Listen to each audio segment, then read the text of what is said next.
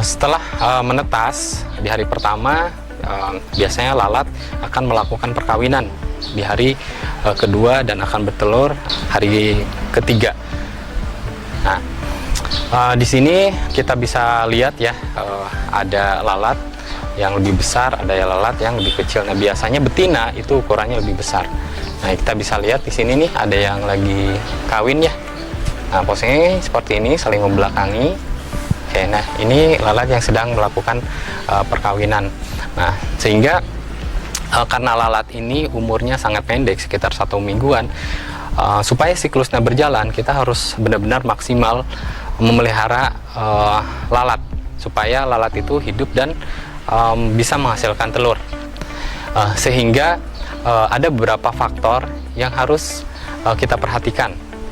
Contohnya dari pemberian minum, karena ketika fase lalat ini dia hanya minum aja, jadi penyemprotan itu harus kita lakukan sehari minimal 3 kali, tergantung suhu ya. Kalau misalkan sedang panas, sedang terik gitu ya, supaya lalat tidak dehidrasi, kita menambah frekuensi penyemprotan.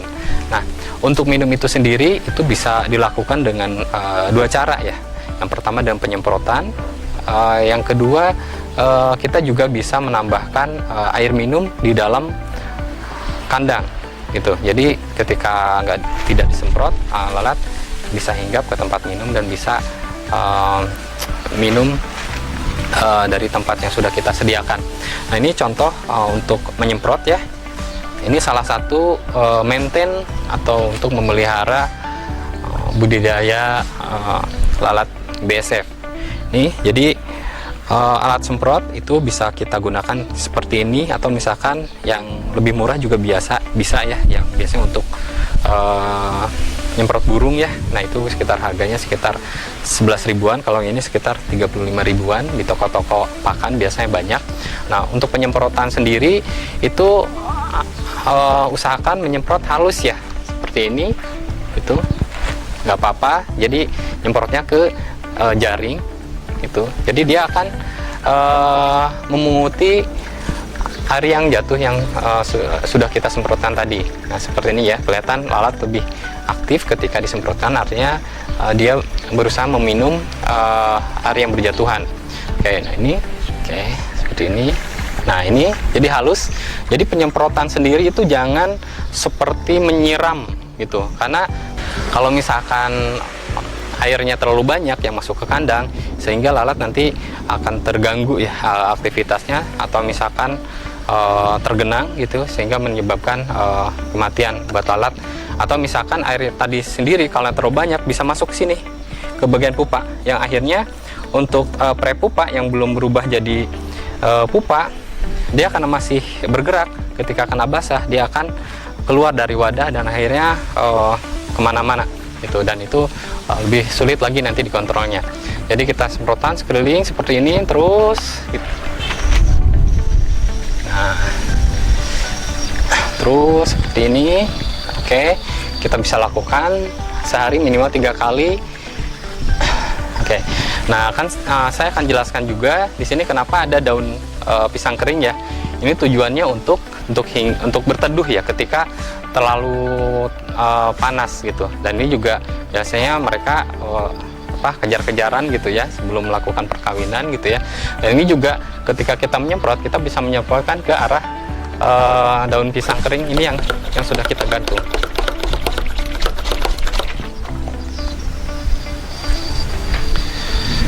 Oke, seperti ini. Terus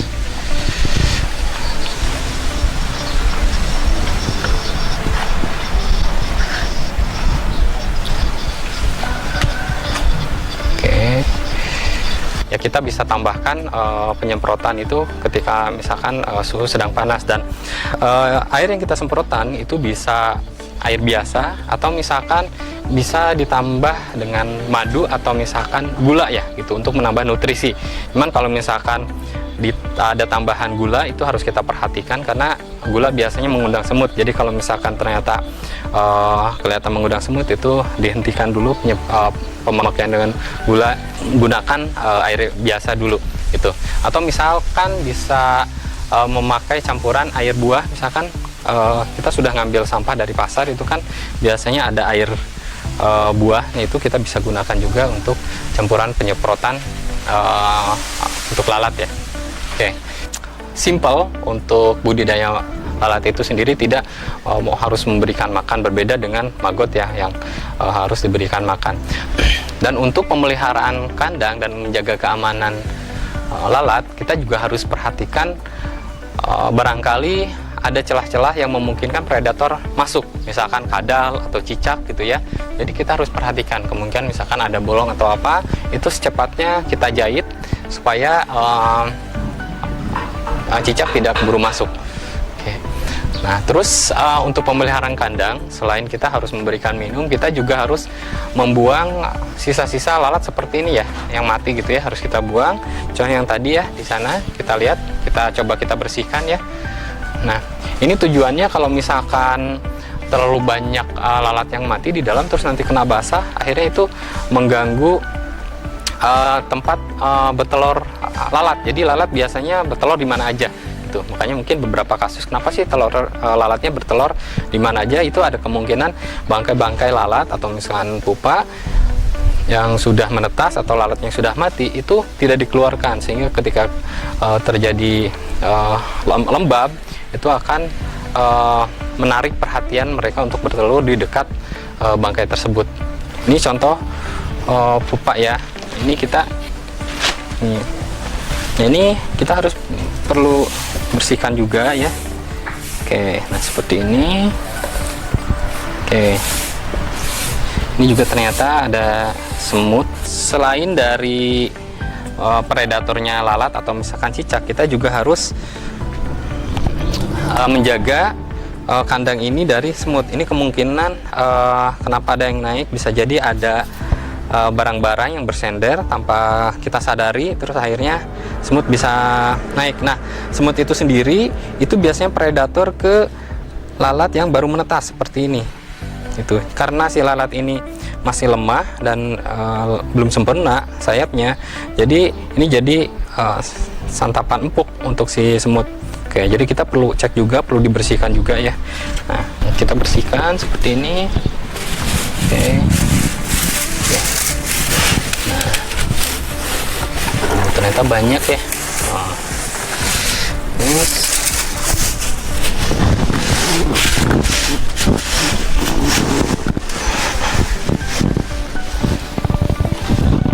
Nah, ini ada yang beberapa lepas, nggak apa-apa, kita biarin aja karena nanti kita bisa tangkap juga telurnya dengan membuat pancingan untuk yang di luar kandang. Oke, ya, ini terus bersihkan seperti ini. Oke. Oke ya. Kurang lebih seperti itu. Nah, nanti ini buat apa sih yang bangkai-bangkai ini? Nah, ini biasanya kita bisa gunakan untuk campuran media pancing juga, atau misalkan kita kasihkan kalau kita punya ikan, kita kasih ke ikan. Ini juga biasanya tetap dimakan karena masih memiliki protein juga. Selanjutnya adalah ada komponen yang wajib juga, itu yaitu tempat bertelur lalat. Nah, karena tujuan dari budidaya lalat adalah bagaimana supaya kita mendapatkan telur dari budidaya lalat itu sendiri, karena itu salah satu indikator keberhasilan bahwa budidaya lalat yang kita lakukan itu berhasil. Jadi kalau misalkan kita budidaya tapi tidak menghasilkan telur, ya artinya belum berhasil. Jadi kita perlu evaluasi lagi apa yang kurang. Nah, untuk pembuatan untuk ini kita bisa lihat ya di sini. Nah, ini contoh-contoh lalat betina yang sedang bertelur. Itu. Nah, ini yang paling jelas ya. Nih, dia akan memasukkan ekornya ke dalam celah-celah tumpukan kayu ini. Jadi kita bisa membuat jebakan telur namanya ya. ini dengan lebarnya sekitar 1 mili itu. Nah, kita rekan-rekan bisa lihat ya, ini di dalamnya nih. Nah, ini ada telurnya ya gitu. Nah, oke, jadi satu lalat itu akan menghasilkan satu kumpulan telur, biasa kita sebut namanya satu klaster. Dan satu klaster ini itu terdiri dari sekitar 500 sampai 900 telur. Itu. Dan yang betina ketika sudah bertelur dia akan mati, dan yang jantan biasanya setelah melakukan perkawinan mereka akan mati. Ya, seperti ini. Nah, rekan-rekan bisa lihat juga dari sini, mungkin telur ini diletakkan di media pancing. Ini adalah namanya media pancing ya. Jadi media pancing ini berisi buah-buahan untuk menarik supaya lalat datang menghampiri area ini, dan dia akan bertelur di jebakan yang sudah kita siapkan. Nah, si media pancing ini kita juga harus kontrol terus. Misalkan dia udah terlalu kering atau udah tidak ada baunya lagi, kita harus ganti lagi. Biasanya seminggu sekali minimal kita harus ganti media pancingnya. Oke, nah kita bisa buat juga beberapa, tidak hanya satu ya, tergantung ukuran kandang. Kalau misalnya kandangnya lebih besar, itu media pancingnya itu harusnya lebih banyak. Tapi kalau misalkan ya ukuran segini, mungkin sekitar 3 cukup ya. Kalau kandangnya lebarnya 1 kali 1, media pancingnya 1 juga cukup. Tapi kalau ini sekitar 3 juga cukup. Oke, nah terus selain media pancing itu ada tempat minum ya. Oke, nah untuk tempat minumnya seperti ini. Jadi ini ada air yang dibalikan di wadah seperti ini. Jadi nanti dia akan meresap lewat kain yang kita pasang di bawahnya ya. Oke. Nah, untuk menghindari lalat yang baru menetas dari serangan semut, nah kita bisa melakukan pengamanan kandang ini dengan memberikan oli di bagian kakinya seperti ini. Ini khusus kandang yang desainnya seperti ini ya.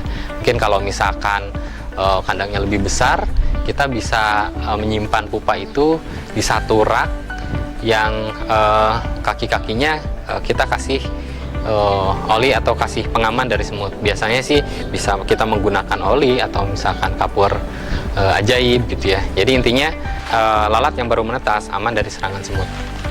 Ini salah satu contoh predator lalat, yaitu cicak ya. Nah, dia sedang mencari lubang supaya dia bisa masuk. Makanya kita harus perhatikan kondisi kandang ini jangan sampai ada celah. Gitu. Kalau misalnya ada celah, nanti si lalat masuk atau misalkan kadal masuk. Nah, akhirnya banyak lalat yang dimangsa sama predator tersebut.